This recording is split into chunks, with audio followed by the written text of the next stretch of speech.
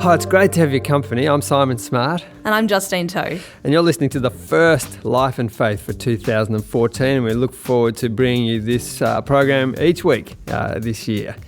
Well, this week we're going to be talking about the topic of forgiveness. Nelson Mandela's death late last year really brought up this topic. That he's such a figurehead when it comes to this issue of forgiveness and reconciliation and the possibilities around that. And so we're going to delve into this a bit today, Justine. We want to look at two things: a recent film, The Railway Man, which you've seen, and also a story that came to us by way of the author Malcolm Gladwell. But let's think about The Railway Man first of all. Well, I'd never been to the Highlands before. It's very romantic. You romantic? He's a wonderful man. I've seen it. But he's a mess. I want to know what happened to Eric. I don't believe in this code of silence that you have. War leaves a mark.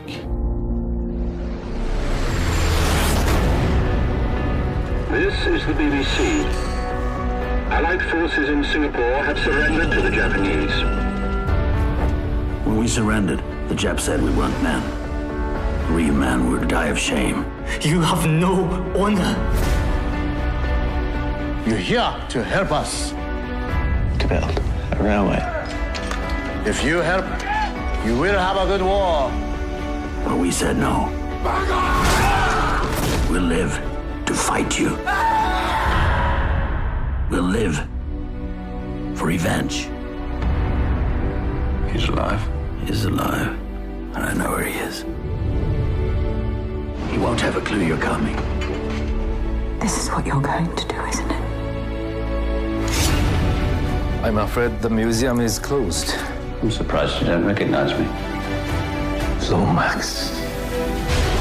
I am asking the questions. You answer. I did not expect you to be alive. What happened in that room? What did they do to you?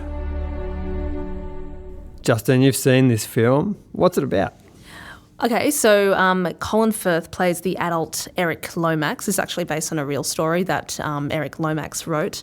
He was serving in Singapore during World War II, and after it fell to the British, he and a bunch of his compatriots became enslaved by the Japanese, who wanted them to build the Thai-Burma Railway, which became known as the Death Railway. Some terrible stories of the suffering of the prisoners of war. It was pretty epic. I mean, like, this railway is like 400 kilometres long, terrible conditions. They've got nothing but what they're wearing and just, hand tools to do this thing. And tropical conditions, so you can imagine malaria, dysentery, all this sort of stuff.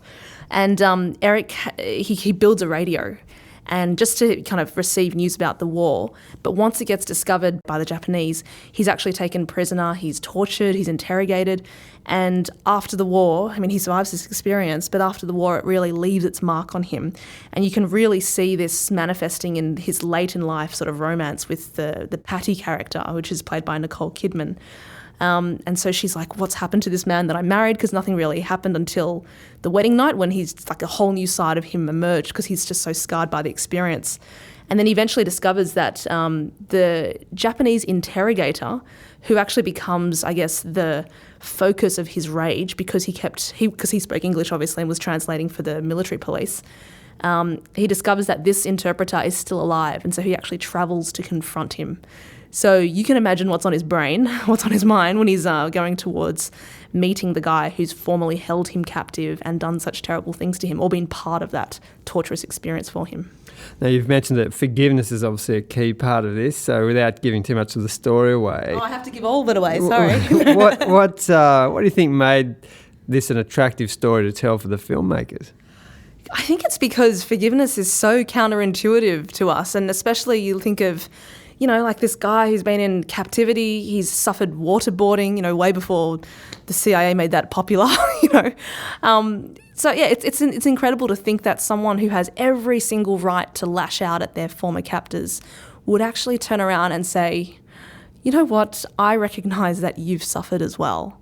That's like extraordinary, and I think it's the kind of story that will stop us in our tracks, because it flies in the face of everything that we think that we might do and might be justified in doing in such a moment. You can say that again. I mean, it's hard enough to forgive people who've hurt you in a very minor way, let alone absolutely. something as kind of deliberate and horrendous as this. So does the story teach us things, or do we learn stuff about forgiveness through it?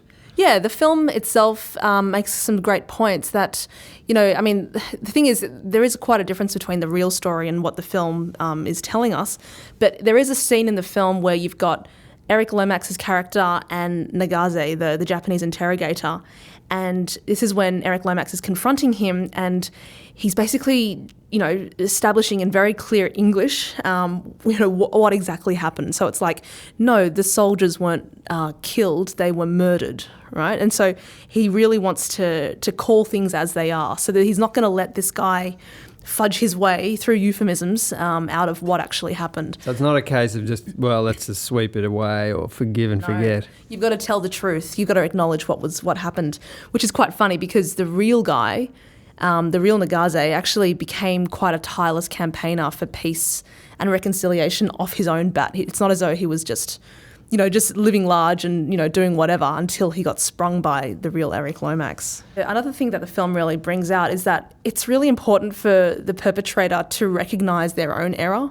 So they can't run away from it, they can't just brush it under the carpet or just dismiss it out of hand. As a condition of reconciliation is that the perpetrator actually acknowledges what they've done wrong and the cost that it's had to the person. So that's the condition of reconciliation. And we actually see this going on in their story.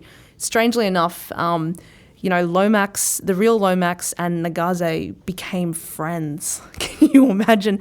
And they stayed in contact until their deaths. I think Lomax died in 2011 and then Nagase the year after, or vice versa.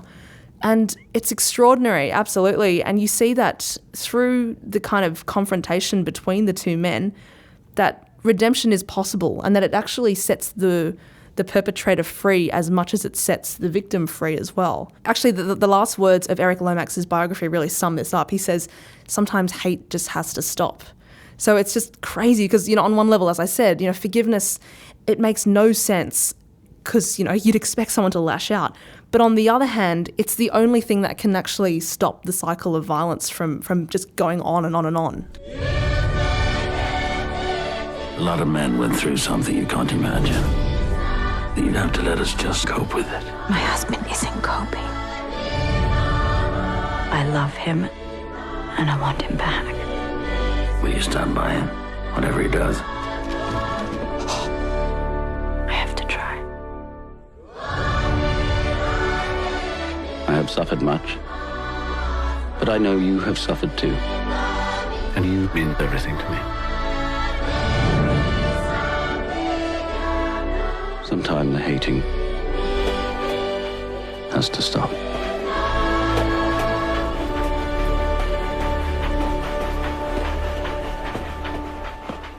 Now, Simon, you've come across this article written by Malcolm Gladwell when he was speaking about his book, David and Goliath, Underdogs, Misfits, and the Art of Battling Giants.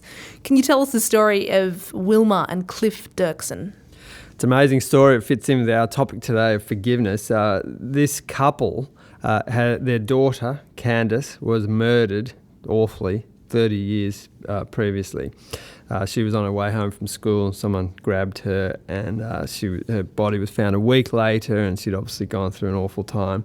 And the story that Malcolm Gladwell says really struck him. He couldn't get over it, couldn't get past this story, was that when he was investigating this, he looked up the fact that at the news conference, a reporter asked the couple, the parents, how do you feel about whoever did this to Candace? And their response is pretty astonishing. So the dad, Cliff, says, we would like to know who this person or persons are so we could share, hopefully, a love that seems to be missing in these people's lives. It's astonishing sort of stuff from a father in that situation. Wilma, the wife, went on to say that our main concern was to find Candace and we found her. She went on, I can't say at this point that I forgive this person, but you notice that the stress is on at this point. And she said, we've all done something dreadful in our lives, or we've felt the urge to. And Gladwell read this and he thought, what sort of people are these? Are they kind of saints or what's going on there, and it caused him to investigate it a bit further. Yeah, I can't imagine that people at the news conference were expecting quite that response. Just as you've been reading it, it just struck me that to say you're not quite ready to forgive is one thing, but to then go beyond that, as Wilma seemed to, and say, you know, we've all done something dreadful in our lives or have felt the urge to. That seems like it's like a step beyond, you know, it's completely different. I've read some of these stories before, and I find them almost impossible to get my head around, but they can teach us lots of things about this concept of forgiveness. I mean, Wilma and Cliff were people from a Mennonite heritage Christian church who, in this particular group, had a history of persecution. And Gladwell points out a number of Christian groups who've had that sort of persecution who seem to be able to do this sort of thing really well. It seems to come naturally to them. So they're people who, he says, took Jesus' teaching on forgiveness really seriously. They actually really lived it out, and sort of they wanted to follow Jesus, and they expected, therefore, to try to live out what he told them to do. And Jesus is the one, of course, who tells us to love your enemies, pray for those who persecute you, turn the other cheek, yeah. keep on forgiving people. And so, you know, here's some people who tried to really live that out. Malcolm Gladwell mentions the fact that Wilma had mentioned that she'd wrestled with her anger and desire for retribution, and he puts that in to show that she wasn't just some sort of Fruit Loop who kind of had no sense of the tragedy and the dreadful crime that this was. He says they weren't superheroes or saints, just a very ordinary sort of person.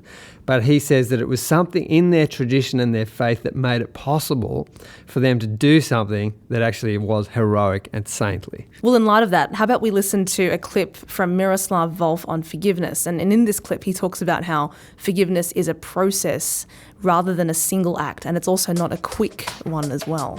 Right, and I think, if one reduces forgiveness to single act, one makes it at the same time more difficult and is more flippant about it than one ought to be. I think there's also kind of a lifetime of character preparation for forgiveness, and then when one forgives always partially. One forgives and then takes back, and one goes in a circle.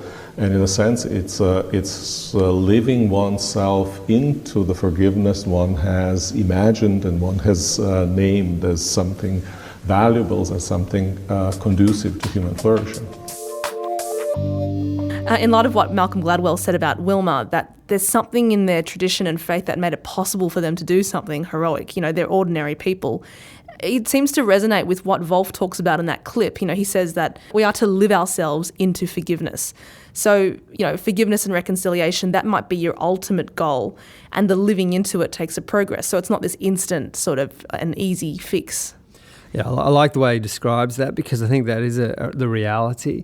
For many of us who find it really hard to forgive even small things, might want to take encouragement from that. Partly because these sorts of grand stories of forgiveness show us the healing power of forgiveness, and so show us that it's something worth pursuing.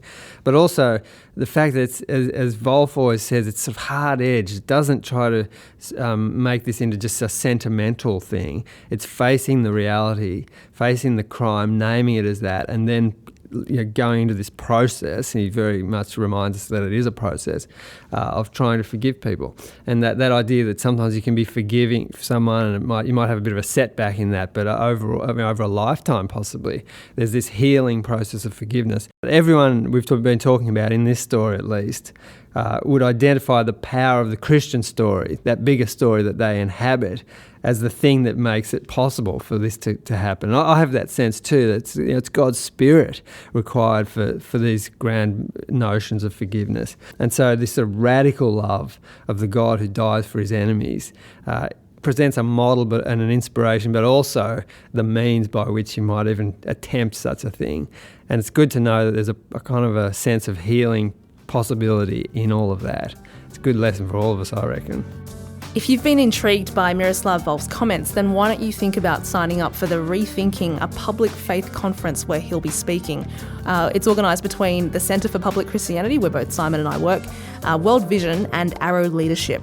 So for more information, you can go to www.rethinking.net.au.